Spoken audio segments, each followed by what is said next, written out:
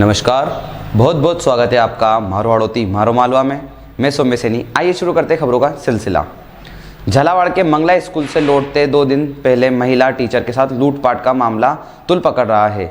आज मिनी सचिवालय पर संयुक्त मोर्चा समस्त राज्य कर्मचारी संघ के कर्मचारियों ने मिनी सचिवालय के बाहर विरोध प्रदर्शन किया और आरोपी को 3 दिन में गिरफ्तार कर सख्त कार्रवाई की मांग की। वहीं गिरफ्तारी नहीं होने पर उग्र आंदोलन की चेतावनी दी है। इसके लिए जिला कलेक्टर और पुलिस अधीक्षक को ज्ञापन भी दिया। पुलिस आरोपी की सरगर्मी से तलाश कर रही है और आरोपी की गिरफ्तारी के लिए टीम रवाना की गई है। राजस्थान राज्य कर्मचारी संयुक्त महासंघ और अखिल राजस्थान कर्मचारी एकीकृत महासंघ और एकीकृत महासंघ नर्सेज, ये सभी इनके संगठनों ने एकत्रित होकर के जिला कलेक्टर महोदय और एसपी महोदय को ज्ञापन दिया है। ज्ञापन हमारी एक मैडम चंद्र लेखा जी के संदर्भ में दिया है। उनके साथ सबको पता है, सभी मीडिया साथियों को भी पता है कि उनके साथ बहुत दुर्घटनापूर्ण एक व्यवहार किया गया है। एक अपराधी के द्वारा मारपीट की गई है और उनके साथ लूटपाट की गई है। उस लूटपाट की घटना को आज तीसरा दिन है, लेकिन तीसरा दिन होने के बावजूद भी प्रशासन के द्वारा उनको गिरफ्तार नहीं किया गया है। हमारी मांग एक स्पष्ट है कि उसको जल्द से जल्द गिरफ्तार किया जाए और गिरफ्तार करने के बाद फास्ट ट्रैक के माध्यम से ऑफिसर उसमें लेकर फाइल में लेकर के इस केस को जल्द से जल्द निपटारा किया जाए और फास्ट ट्रैक में जल्द से जल्द इसका निदान किया जाए और उसको सख्त से सख्त सजा दिलवाने का काम प्रशासन करे। यदि प्रशासन 3 दिन में यदि गिरफ्तार नहीं करता है तो हमारे सारे झालावाड़ के जितने भी कर्मचारी है वो सचिवालय के सामने उग्र प्रदर्शन के साथ प्रदर्शन करेगा और धरना प्रदर्शन की समस्त जिम्मेदारी जो भी होगी वो प्रशासन की होगी। यह हम आपसे कलेक्टर साहब से और एसपी साहब से निवेदन करने आए। भी एक शिक्षक शिवचरण जी की पहले भी पूर्व में हमारे एक साथी महिला शिक्षिका से हमारे साथी की हत्या की गई है। पहले भी एक इस प्रकार से विद्यालय में जाकर के मारपीट की गई है हमारे कर्मचारियों की। इस प्रकार से इन घटनाओं को देखते हुए हम कोटा शहर के कुन्हाड़ी थाना इलाके में नीट की तैयारी कर रहे कोचिंग छात्र द्वारा फांसी लगाकर आत्महत्या करने का मामला सामने आया है। जानकारी के मुताबिक मृतक छात्र सुमित हरियाणा के रोहतक का रहने वाला था, जो कि कोटा में 1 साल से लेकर नीट की तैयारी कर रहा था। 5 मई को उसका नीट का एग्जाम था। सामने आ रहा है कि पढ़ाई के दबाव में आकर उसने ऐसा कदम उठाया है। वहीं छात्र के परिजन भी कोटा पहुंचे। छात्र के चाचा का आरोप है उनके भतीजे की हत्या की गई है। सुमित को पढ़ाई में कोई परेशानी नहीं थी। चाचा ने मेडिकल बोर्ड से पोस्टमार्टम करवाने की मांग की है। 9:15 बजे करीब थाने पर कंट्रोल रूम से फोन आया था कि उत्तम रेजिडेंसी लैंडमार्क में कोना नंबर 108 में एक किसी बच्चे ने सुसाइड कर लिया है। तो सूचना पर मैं पहुंचा। सीआई साहब गश्त में थे। सीआई साहब भी मौके पर पहुंच गए थे। तो वहाँ देखा तो हॉस्टल के कर्मचारियों ने गेट को अंदर से कुंडी लग रही थी, तोड़ रखा था, कुंडी टूट रही थी। बच्चा फांसी के फंदे में लटका हुआ था। चारों तरफ कमरे में पूरी किताबों में उसके सुसाइड नोट वगैरह साबित तलाश करे, लेकिन इस चीज़ की तो कुछ मिला नहीं, सुसाइड नोट वगैरह। और बच्चे को उतरवाया, वीडियोग्राफी करवाई, लेकिन MBS आया था। MBS डॉक्टर साहब को चेक कराया, ECG वगैरह करवाई, मृत घोषित कर दिया। मोर्चरी में रखवा दी डेड बॉडी को। परिजनों को तुरंत उसी दौरान सूचना दे दी थी पिताजी को। और पिताजी आज मौजूद आ गए पोस्टमार्टम की। उन्होंने परिजनों ने कहा कि हम बोर्ड द्वारा पोस्टमार्टम करवाएंगे, तो बोर्ड गठित करवा दिया। पोस्टमार्टम कार्रवाई चालू है। कोई आरोप वगैरह भी? आरोप तो वैसा कोई आरोप है नहीं। आदमी तो फांसी से ही मरा है वो। जब भी इनकी इच्छा थी तो अपने इनके कहे अनुसार बोर्ड गठित करवा दिया और पोस्टमार्टम कार्रवाई चालू हो गई। ये आप लोगों की तरफ से आरोपी लगे हैं? देखिए, मैं जो बच्चा है सुमित पांचाल नाम है और मैं उसका चाचा हूँ सुरेंद्र पांचाल।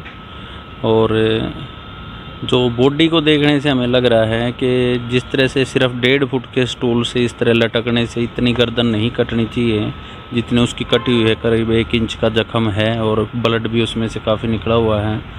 और दूसरा जो उसके हाथ रेड पड़े हुए हैं, उससे हमें ऐसा लग रहा है कि कहीं ना कहीं इसका मर्डर करके वहाँ पे लटकाया गया है। और जो हॉस्टल में कुक वगैरह हैं और वहाँ पे जो वार्डन हैं कुक से कल ताऊ जी ने 4-5 बार कॉल किया तो वो शाम तक ये कहता रहा कि करवाता हूँ, और रात को 9 बजे के समथिंग अचानक वो बोला कि आपको, मैं सोच रहा था आपको पता होगा, आप इसलिए बार बार फ़ोन कर रहे हैं कि सुमित तो 4 बजे ही एक्सपायर हो गया था, उसने फांसी लगा ली है।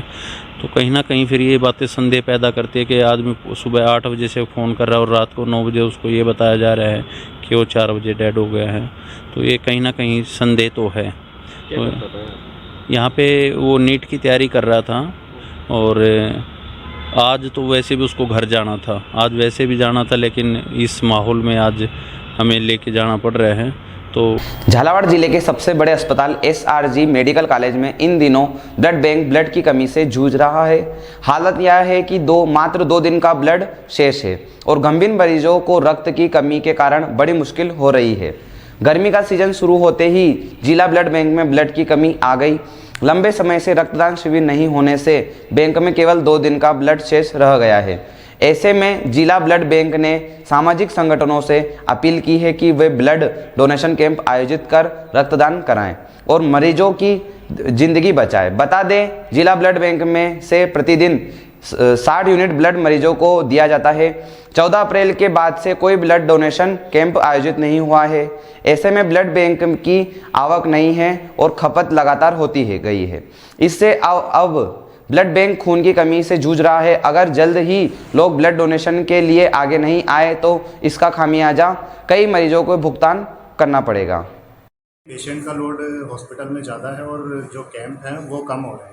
अभी मीडिया में जो न्यूज़ चली है, इसके बाद कई कैंप ऑर्गेनाइजर ने हमसे कांटेक्ट करा है, और कल रात को भी एक मुस्लिम ब्रदर्स फाउंडेशन झालरापाटन ने एक कैंप करवाया है, जिसमें 28 यूनिट्स हमको मिले। काफ़ी लोग ऐसे डर जाते हैं कि यार गर्मी ज़्यादा है तो क्यों डोनेट करें कि चक्कर आ जाएंगे, कुछ हो जाएंगे। तो ऐसा कुछ भी नहीं है, कोई भ्रांतियों से बचें और ज़्यादा से ज़्यादा रक्तदान करें। हम कैंप भी हमारी लगाने को, हमारी जो पूरी टीम है वो पूरी कैंप लगाने को भी तैयार बैठी हुई है। ब्लड बैंक हमारा 24 घंटे यहाँ पर खुला हुआ है। तो हम चाहते हैं कि जो स्वयंसेवी संस्थाएँ हैं, ऑर्गेनाइजेशंस हैं, ये आगे आए और ब्लड डोनेट करें। हमने देखा लगातार लगभग 60 यूनिट तो डेली यहाँ पर काम आ जाता है मरीजों के लिए। The nursing teachers association of India शाखा झालावाड़ की बैठक निजी होटल में संपन्न हुई। बैठक में जिला निर्वाचन अधिकारी कर्मचारी महासंघ एकीकृत के जिला अध्यक्ष राधेश्याम पाटीदार ने बताया, जिला कार्यकारिणी के निर्वाचन हेतु प्राप्त आवेदनों में जिलाध्यक्ष हेतु एकमात्र आवेदन प्राप्त होने पर ललित गुर्जर को निर्विरोध झालावाड़ जिले का जिलाध्यक्ष निर्वाचित किया गया। वहीं ओम प्रकाश मीणा को जिला उपाध्यक्ष, प्रेम शंकर मीणा को जिला महासचिव, अरविंद परिहार को संयुक्त सचिव और मोहम्मद आशिक मंसूरी को कोषाध्यक्ष निर्वाचन किया। निर्वाचन के कार्यवाहक नर्सिंग अधीक्षक अरुण संगी, जाकिर हुसैन, नरेंद्र वर्मा उपस्थित रहे। एसोसिएशन के निर्वातमान जिलाध्यक्ष पवन वर्मा ने अपना पदभार निर्वाचित जिलाध्यक्ष को संभाला दिया। इंदौर में लोकसभा कांग्रेस प्रत्याशी अक्षय बम ने नामांकन पत्र वापस लेने पर भाजपा प्रदेश प्रवक्ता यशपाल सिंह सिसोदिया ने मीडिया को बयान देते हुए कांग्रेस के प्रदेश नेतृत्व पर निशाना साधा है। आइए देखते हैं आखिर क्या बोले रहे हैं पूर्व विधायक यशपाल सिंह। देखिए, कांग्रेस का संगठन तार तार हो गया है। कांग्रेस के संगठन में सामंजस्य की कमी है, समन्वय की कमी है, अनुभव की कमी है। और ऐसे महानगर में जो राष्ट्रीय क्षितिज पर स्वच्छता अभियान में लगातार 7 बार पुरस्कार प्राप्त करने वाला महानगर इंदौर, उस इंदौर के महानगर में कांग्रेस के अधिकृत प्रत्याशी अक्षय कुमार बम क्रांति यदि नामांकन वापस ले लेते हैं तो देखिए, मोदी जी की गारंटी भी है और कांग्रेस का फेल्यूर सिस्टम भी है। जीतू पटवारी जी को तो आज मंथन और विचार करना चाहिए, आंख मूंद करके, और सोचना चाहिए कि ये ऐसा क्यों हो गया। क्योंकि इंदौर जैसे महानगर से कांग्रेस के अधिकृत उम्मीदवार का नामांकन वापस लेना इस बात की ओर इशारा कर रहा है कि कांग्रेस रसातल की ओर जा रही है। खजुराहो में भी देखिए आप, सपा को सीट दी थी, मीरा कुमार यादव जी का जो नामांकन था वो नामांकन ही रद्द हो गया। और कमलनाथ जी अलग चल रहे हैं, दिग्विजय सिंह जी अलग चल रहे हैं, जीतू पटवारी जी अलग चल रहे हैं। भेसोदा मंडी पुलिस द्वारा अवैध मादक पदार्थ के खिलाफ कार्रवाई करते हुए 451 किलो अवैध डूडा चूरा ट्रैक्टर ट्राली से बरामद कर एक आरोपी को गिरफ्तार किया है। चौकी प्रभारी गौरव लाड ने बताया, मुखबिर सूचना पर डोडा चूरा लेकर सिंदूरिया की तरफ जा रहा था। ट्रैक्टर ट्राली को कुंतलखेड़ी व बुड्डनपुर के पास नाकाबंदी कर तलाशी ली गई, जहां धनिये की बोरी के नीचे 22 कट्टों में भरा 451 किलो अवैध डोडा चूरा बरामद किया। इसके चलते पुलिस ने बाबुलदा निवासी राजेश पाटीदार को डोडा चूरा परिवहन करने के आरोप में गिरफ्तार कर ट्रैक्टर ट्राली को जब्त किया। वहीं मादक पदार्थ को सुनेल थाना क्षेत्र के गांव सिंदूरिया निवासी पंकज को देने बताया। फिलहाल पुलिस पंकज की तलाश में जुटी गई है। ये कल दिनांक 28/4 की बात है। हमारी चौकी भैंसुरा मंडी पर पदस्थ सहायक उप निरीक्षक विक्रम सिंह चौहान को एक मुखबिर सूचना प्राप्त हुई थी कि एक व्यक्ति ट्रैक्टर ट्रॉली में डोडा चूरा भरकर लाने वाला है, जो कि कुंतल खेड़ी से होता हुआ भवानी मंडी आने वाला है। तो त्वरित नाकाबंदी करके कुंतल खेड़ी और गुड्डनपुर के बीच में रेड करी थी, जहाँ पे मुखबिर बताया अनुसार व्यक्ति मिला था और उक्त व्यक्ति से जब नाम पता पूछा तो उसने अपना नाम राजेश पिता राम नारायण पाटीदार निवासी बाबुलदा का होना बताया है। और उसके पास से मिली ट्रैक्टर ट्रॉली की जब तलाशी ली गई तो ट्रैक्टर में धनियों के बोरों के बीच में डोडा चूरा के काले कट्टे पाए गए थे, जो कुल 22 कट्टे में 451 किलोग्राम डोडा चूरा जब्त हुआ है। आरोपी से मौके पर डोडा चूरा जब्त कर उसको गिरफ्तार किया गया और आरोपी के विरुद्ध धारा 8/15 NDPS एक्ट के तहत मामला दर्ज कर विवेचना में लिया है। और प्रारंभिक पूछताछ में राजेश के द्वारा बताया गया कि जो उक्त डोडा चूरा है वो खुद के पट्टे का है, उसके पास अफीम पट्टा था। और इसके अतिरिक्त ये जो डोडा चूरा ये पंकज निवासी सिंदूरिया को देने वाला था, तो जिसके संबंध में हमने और भी पूछताछ की जा रही है, जिससे माननीय न्यायालय से हमने 4 दिन का PR मांगा है। PR में पूछताछ की जाएगी कि ये कहाँ से। चोमेला कस्बे के मध्य से गुजर रही रेल लाइन पर स्थित रेलवे फाटक पर अंडरपास का कार्य बहुत धीमी गति से किया जा रहा है, जिससे नागरिकों को भारी परेशानी उठानी पड़ रही है। 1 जनवरी से रेल ने इस फाटक पर आवागमन बंद कर दिया था। 4 माह बीत जाने पर भी कार्य पूरा नहीं हुआ है। सूत्रों के अनुसार यह कार्य मार्च में ही पूर्ण होना था, लेकिन ठेकेदार द्वारा इस निर्माण कार्य में विलंब किया जा रहा है। ज्ञात रहे, चोमेला नगर की 80% आबादी पश्चिम की ओर निवास करती है। शेष 20% आबादी निर्माणाधीन अंडरपास के पूर्व की निवास करती है। इस ओर सभी प्रशासनिक कार्यालय, हॉस्पिटल, पुलिस थाना व शमशान बस स्टैंड स्थित है, जहां जाने के लिए 4 किलोमीटर बाईपास रोड से होकर जाना पड़ता है, जो कच्चा धूल भरा रास्ता है, जिस पर अंधेरे होने पर जाना सुरक्षा कारणों व रोशनी की व्यवस्था नहीं होने से जोखिम भरा है। सबसे बड़ी परेशानी शव यात्रा लेकर जाने में और आपातकाल में चिकित्सा व्यवस्था को लेकर है। इसके अतिरिक्त नागरिकों ने चोमेला में जनता क्लिनिक खोलने की मांग चिकित्सा विभाग से की।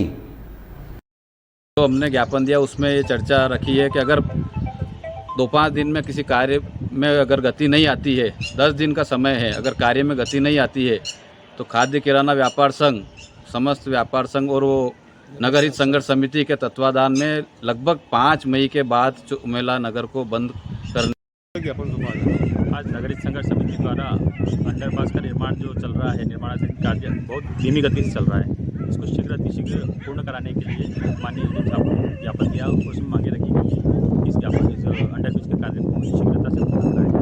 साथ ही चोमेला में जनता क्लिनिक की मांग उठी है, क्योंकि 75% आबादी मतलब फाटक उस साइड है और 25% इस साइड है। 25% वाले साइड है, यहाँ पे बड़ा हॉस्पिटल है चोमेला का, सारे सरकारी दफ्तर वगैरह कार्यालय वगैरह सब उधर ही है। और ये थी अब तक की तमाम खबरें। क्षेत्रीय खबरों के लिए बने रहिए अतुल्य भारत न्यूज के साथ।